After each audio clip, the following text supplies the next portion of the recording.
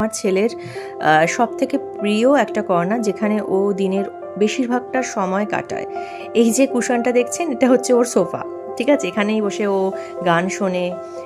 এটা হচ্ছে ওর study table, মানে কি জানলার তাকটাকে স্টাডি টেবিল বানিয়ে নিয়েছে। এটাই আমার ভালো লাগে যে আমি হয়তো ওকে একটা ঘর দিতে পারিনি, কিন্তু ও কিন্তু ঘরের একটা কর্নারকেই নিজের একটা ঘর বানিয়ে নিয়েছে।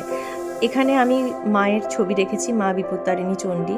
কিছু কোটস রয়েছে দেয়ালে, ওর নিজস্ব লেখা কিছু কোটস রয়েছে যেগুলো ও কালেক্ট করেছে, আর ছোটোবেলার খেলনা যেগুলো ফেলে দেয়নি, আর ঘড়ি, বাবার দেওয়া ঘড়ি, জলের বোতল, অ্যালেক্সা যেটা ওকে সকালবেলা ঘুম থেকে ওঠায়, হ্যাঁ, আর সমস্ত ওর বই, সব কিছুকেই খুব সুন্দরভাবে ও অর্গানাইজ করে রেখেছে।